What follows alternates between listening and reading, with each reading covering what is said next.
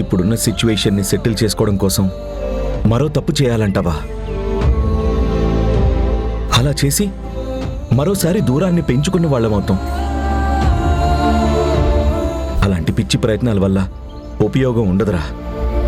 ఒకవేళ బలవంతంగా ఒప్పించినా బంధాలు శాశ్వతంగా నిలబడవు. ఫీలింగ్స్ అనేటివి మనసులో కలగాలరా. మన అన్న భావన మనకి వాళ్ళకి కూడా ఏర్పడాలి. అప్పుడే మనుషులు దగ్గరవుతారు, వాళ్ళ మనసులు దగ్గరవుతాయి.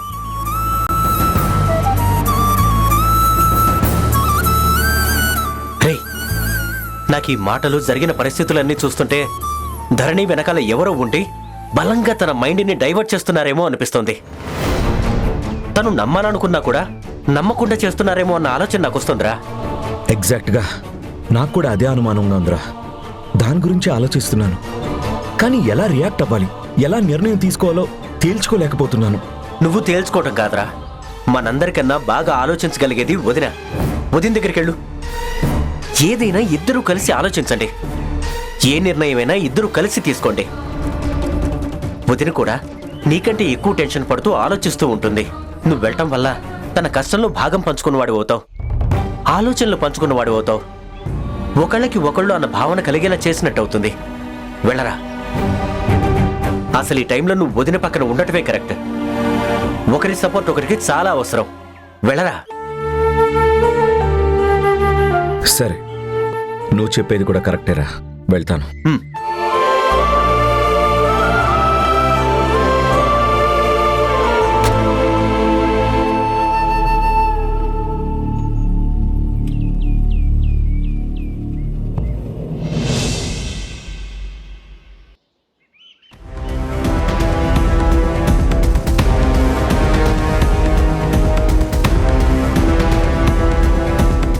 రాశక్తి, రాధీరజ్ కూర్చోండి.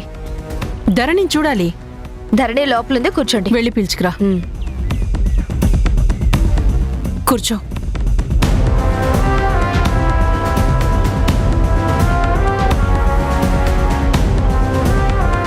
ధరణి, మీ అత్తయ్య గారు ధీరజ్ వాళ్ళు వచ్చారు. రామ్మా.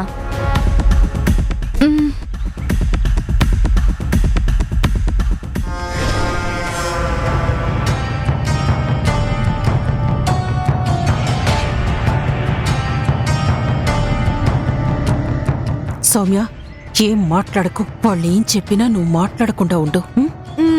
సరే.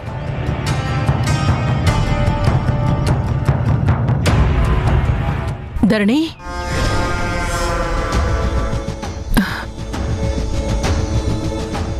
ఏంటమ్మా అలా ఉన్నావు? నేనే మీ అమ్మని, నేనే మీ నాన్నని అని వాళ్ళు చెప్పారు కదా. ఆ మధు వాగుడు, ఆ గుణాగారి మాటలకి బాగా మైండ్ డైవర్ట్ అయ్యింది. నిన్నటి నుంచి అదే ఆలోచనలో ఉంది. ఎంత చెప్పినా దాంట్లో నుంచి బయటికి రాదు. ఆ ఆలోచనలోనే తలమునకలైపోతోంది.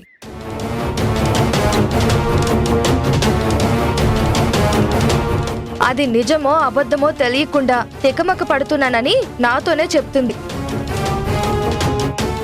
నేనేం చెప్పను, వాళ్ళు నమ్మదగ్గ మనుషులు కాదు, వాళ్ళ మాటలు నమ్మకు అని చెప్పినా మా బుజ్జమ్మకు నా మీద విశ్వాసం కలగడమే లేదు.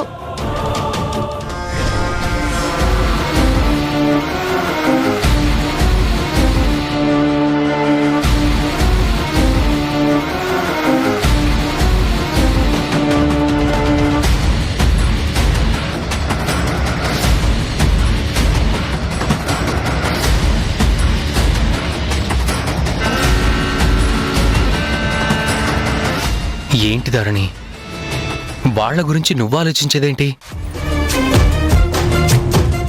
వాళ్ళు మన పెళ్లి ఆపే ప్రయత్నంలో చాలా డ్రామాలు ఆడారు. అలాంటిదే ఇది ఒక డ్రామా. లేనిపోనివి చెప్పి నీ బుర్ర పాడు చేసి నీ మూడ్ ఆఫ్ చేసి మన మధ్య గ్యాప్ క్రియేట్ చేద్దామని చూస్తున్నారు ధరణి.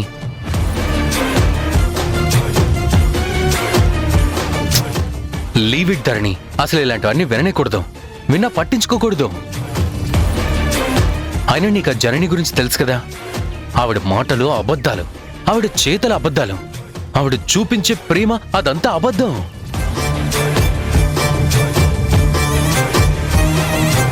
ఆవిడ ఒక డబుల్ యాక్షన్ మనిషి, పికల్ మైండెడ్, ఎవ్వరిని ఓర్వదు. అసలు అలాంటి వాళ్ళ మాటలకి నువ్వు వాల్యూ ఇస్తావా? వదిలే ధరణి.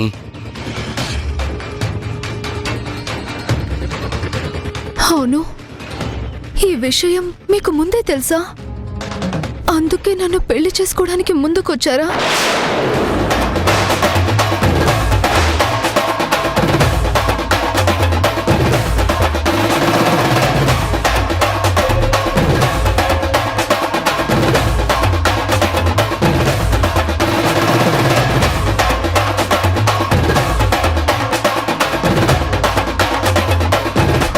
ఏంటి ధరణి ఆ మాట?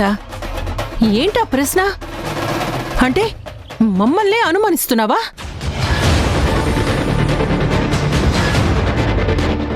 నువ్వు నా తమ్ముడు కూతురు అని తెలిసే నీతో సంబంధానికి వచ్చానని అనుకుంటున్నావా?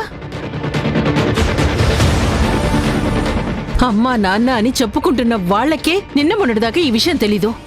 అలాంటిది మాకు ముందే ఎలా తెలుస్తుంది చెప్పు? తెలిస్తే ఇక్కడి దాకా రానిస్తామా? ముందే మా తమ్ముడితో అరే నీ కన్న కూతుర్రా అని చెప్పి వరుసకి మేనల్లుడు వాడికిస్తే కళ్ళెదురుగా ఉంటుందని నచ్చజెప్పి వాడికి ఇంకో ఛాన్స్ ఇవ్వకుండా మీ పెళ్లి ఎప్పుడూ జరిపించేదాన్ని కదా.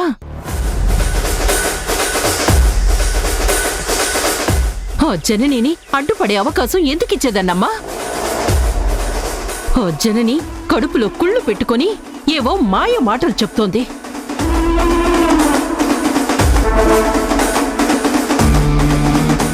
నా తమ్ముణ్ణి కూడా తన వశం చేసుకుంది. వాళ్ళు చెప్పేది నిజమని మేం చస్తే అనుకోవడం లేదు. అవునమ్మా, ఆ జనని అంతే. ఆవిడ పైకి ఓ రకంగా ఉంటుంది, మనసులో మరొకటి పెట్టుకుంటుంది. నా కళ్ళెదుటే ఎన్నిసార్లు శక్తి గురించి అబద్ధాలు మాట్లాడిందో.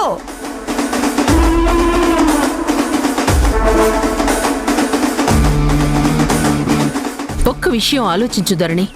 మీ నాన్న ప్రతాప్ గారు మీ అమ్మ చనిపోయిందని మాకు ఎప్పటినుంచో తెలుసు కదా. వాళ్ళు ఇప్పుడొచ్చి మేమే కన్న తల్లిదండ్రులం అంటే నువ్వెలా నమ్ముతావు? మమ్మల్ని ఎలా నమ్మమంటావమ్మా?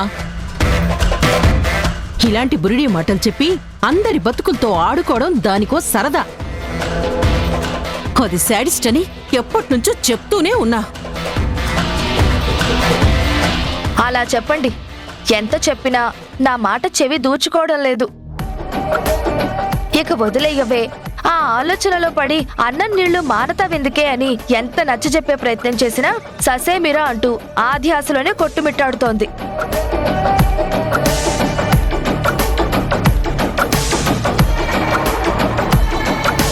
ధరణి, ఏంటమ్మా ఇది? కన్న తల్లి కాకపోయినా కన్న తల్లిలాగే చూస్తోంది కదా. అమ్మలేని లోటు తీర్చిన అమ్మ అమ్మా.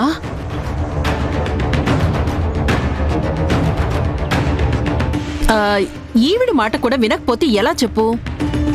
అసలు నువ్వు ఆ విషయం ఎందుకు పట్టించుకుంటున్నావు? ఎందుకు ఆలోచిస్తున్నావు? అదేదో అబద్ధాలు ఆడేదని తెలుసుగాని మరి ఇంత తెగుస్తుందని అనుకోలేదు. చచ్చా, ఒక్క విషయం చెప్పండి అత్తమ్మా. ఎవరైనా నేనే మీ కన్న తల్లిని, తన మీ కన్న తండ్రి, మీరు మా పిల్లలు అనే అబద్ధం చెప్తారా?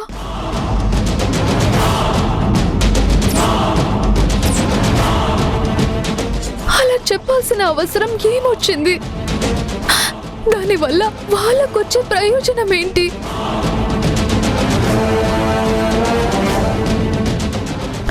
పైగా తను నా మీద ఎప్పటి నుంచో ప్రేమాభిమానాలు చూపిస్తుంది. నాకు చాలా సార్లు హెల్ప్ చేసింది కూడా.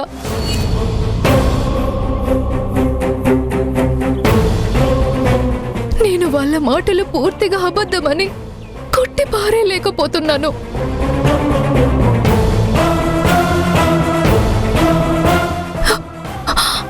ఏదో ఒక మిస్టరీ అయితే దాగుంది. లేకపోతే వాళ్ళంతా ధైర్యం చేసి ఆ మాటలనరు.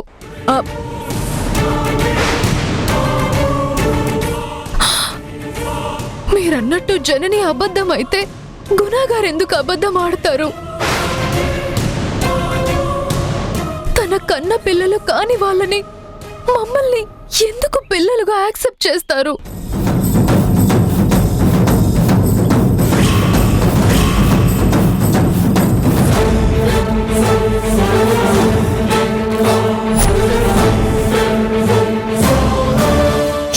వద్దండి, ఇదే తంతు. నిన్నట్నుంచి ఇదే మాట.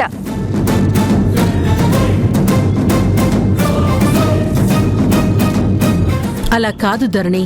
జనని గురించి నీకు తెలుసు కదా, నీ కళ్ళతోనే నువ్వు చూసావు కదా. నీ అనుభవంలోనే అది మీ పెళ్లి ఎలా చెడగొట్టిందో అర్థమైంది కదా.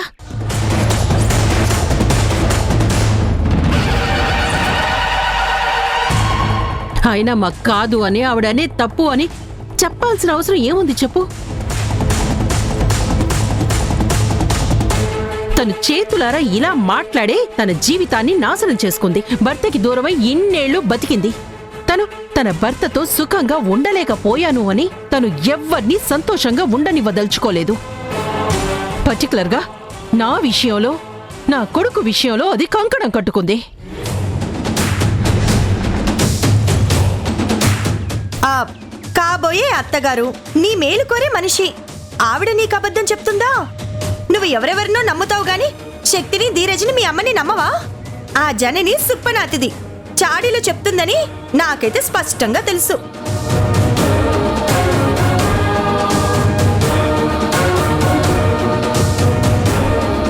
ఇన్నాళ్లకి నా తరపున మంచిగా మాట్లాడేవి, ఎప్పుడు నా నెత్తిన నిప్పులు పోయాలని చూసేదానివి. వద్దండి, ఇంకే విషయాలు నాతో మాట్లాడకండి. నేను ఇప్పటికే చాలా స్ట్రెస్ లో ఉన్నాను, మెంటల్ గా స్ట్రగుల్ అవుతున్నాను.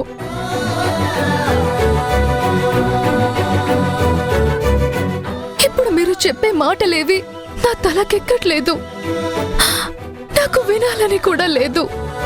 ప్లీజ్ ప్లీజ్ మీరు ఆ టాపిక్ వదిలేయండి. అయ్యయ్యో, నీకు ఒంట్లో బాగాలేదా? ఒరే ధీరజ్, ధరణి చూడు, బాగా డిస్టర్బ్ అయిందిరా. తనని బయటికి తీసుకువెళ్ళు. కందరిని మనం బయటికి వెళ్ళి ఐస్ క్రీమ్ తిందామా? నాకు ఎక్కడికి వెళ్ళాలని లేదు, ప్లీజ్ లీవ్ మీ అలోన్.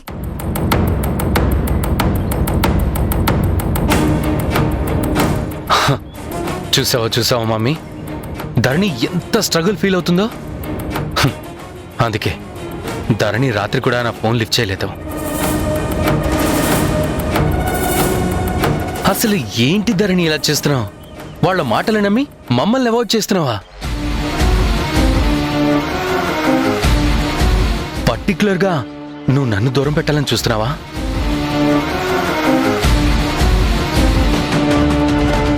అసలు నువ్వు నన్ను ప్రేమిస్తున్నావా లేదా? చెప్పు ధరణి.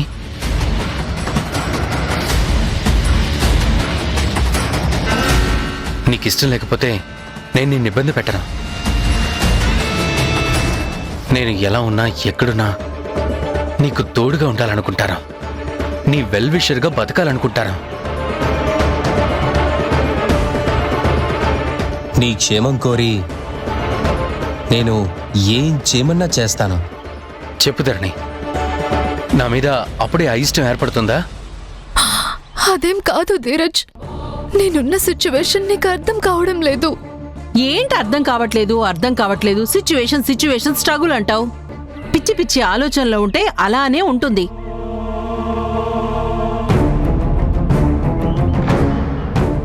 అవన్నీ నిన్ను వెంటాడుతున్నాయి కదా. కాస్త అలా బయటికి వెళ్తే నువ్వు నీ ఆలోచనల నుంచైనా కాస్త బయటపడతావు. ధీరజ్, తీసుకెళ్ళరా. అలాగే అమ్మా, రాధరణి వెళ్దాం.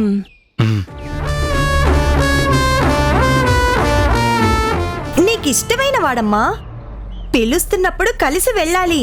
మనసు కష్టపెట్టకూడదు. ఒరే ధీరజ్, వస్తాను అని ఏ ఆడపిల్ల అనదురా. నువ్వే కాస్త బుజ్జగించి బయటికి తీసుకెళ్ళు. వెళ్ళమ్మా ధరణి, వెళ్ళు. నా మాట విను.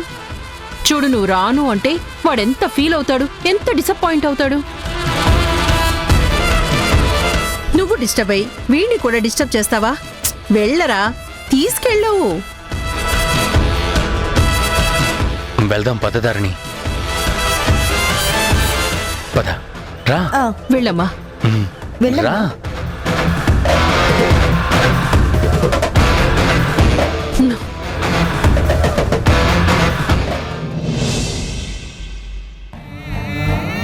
మా విషయంలో జోక్యం చేసుకోవడానికి ఆవిడ నాకేమో కన్న తల్లన్నట్టు బిహేవ్ చేస్తుంది. నీకు రక్తం పంచిన కన్న తల్లి తను.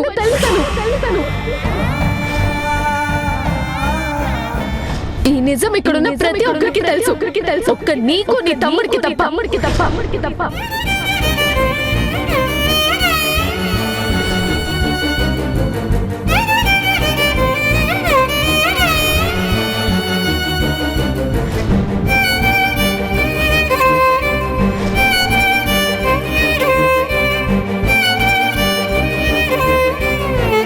ధరణికి నిజం తెలిసిపోయింది కదా, ఇంకా ఎందుకు తను అమ్మ అంటూ రాకుండా ఆలోచిస్తుంది? తను నిజాన్ని నమ్మలేని పరిస్థితికి ఎందుకు వచ్చింది? ఎందుకు ఒప్పుకోలేకపోతుంది? నువ్వు అని నెగిటివ్ గా ఎందుకు ఆలోచిస్తుంది? చదువుకున్నదే కదా, నా వయసుదే కదా. నేను యాక్సెప్ట్ చేసినట్టు తనెందుకు యాక్సెప్ట్ చేయట్లేదు? క్రియేటెడ్ అన్నట్టుగా బిహేవ్ చేస్తుంది ఏంటి? ఆలోచించలేదా? నిజమేంటో తెలుసుకోలేదా? ఇంకా ఆ శక్తి ధీరజుల ట్రాప్ లోనే ఉందేమో.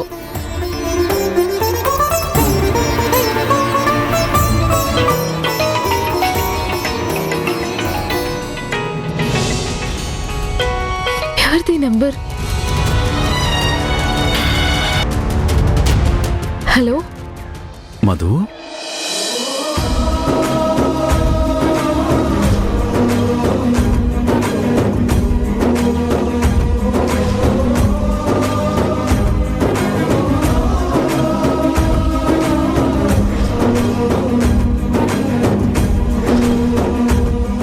అమ్మా మధు, నేనమ్మా ప్రతాప్ని మాట్లాడుతున్నాను.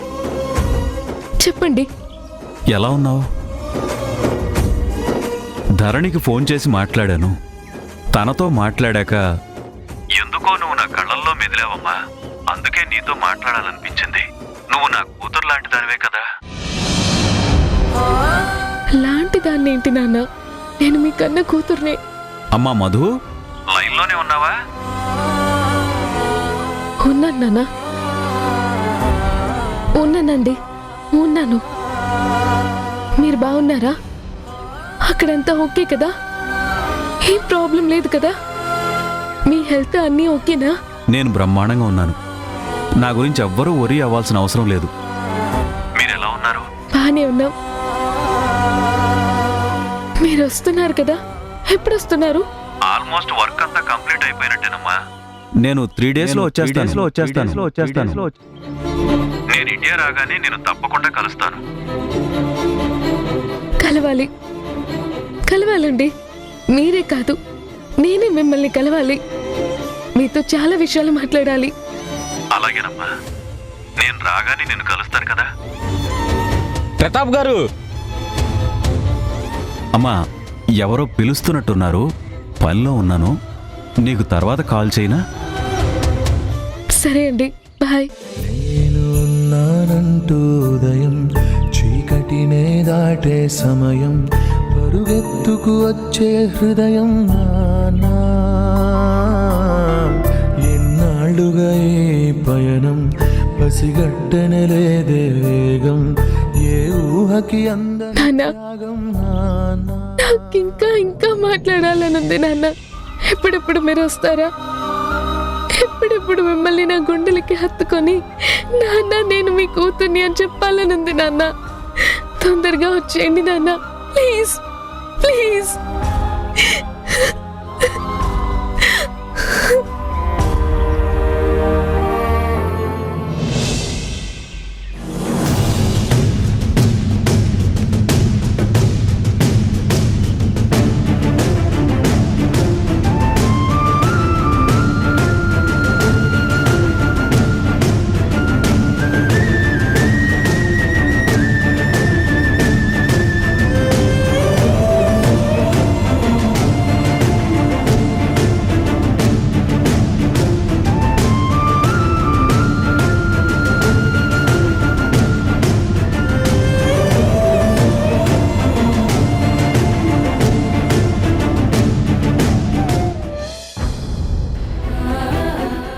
నా బాధ గురించి తను బాధపడుతుంది. ఇన్నేళ్లు పెంచిన తల్లి కదా, నా మనసు పూర్తిగా తెలుసు. అందుకే అమ్మ ఫీల్ అవుతుంది.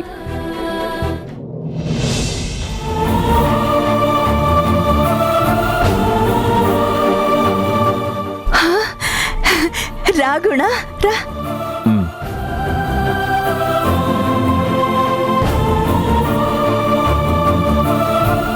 ఏంటి జనని అలా ఉన్నావు? ఏం లేదు గుణ. జనని, నువ్వు ఎప్పుడు ఎలా ఉంటావో, నీ ఫీలింగ్స్ ఏంటో తెలుసుకోలేని వాణ్ణి కాదు. నువ్వు నిజంగా బావుంటే నీ మొహం అలా ఉండదు. ఏదో అయ్యింది, దాని గురించి ఆలోచిస్తున్నావు. జరిగినవి, నీకు తెలిసిన నిజాలు మనసులో దాచుకొని మనం ఇలా బ్రతకాల్సి వచ్చింది. ఇక దాపరికాలు ఉండకూడదు జనని. చెప్పు, ఏం జరిగిందో చెప్పు. ఏం లేదు గుణ. బాలు కోసం కాలేజ్కి వెళ్ళాను. వెళ్తే ఏమన్నా అన్నాడా? నేను వెళ్ళడం వాడికి నచ్చినట్టు లేదు. మొహం అదోలా పెట్టుకున్నాడు. పలకరిస్తే పొడి పొడిగా అండి అండి అంటూ మాట్లాడుతుంటే నేనే కలుగు చేసుకొని, బాలు నేను నీ కన్న తల్లిరా, అమ్మ అని పిలువు అని చెప్పాను. పిలవమంటే ఏమన్నాడే? చాలాసేపు ఆలోచించాడు, వెనుక ముందు ఆడాడు.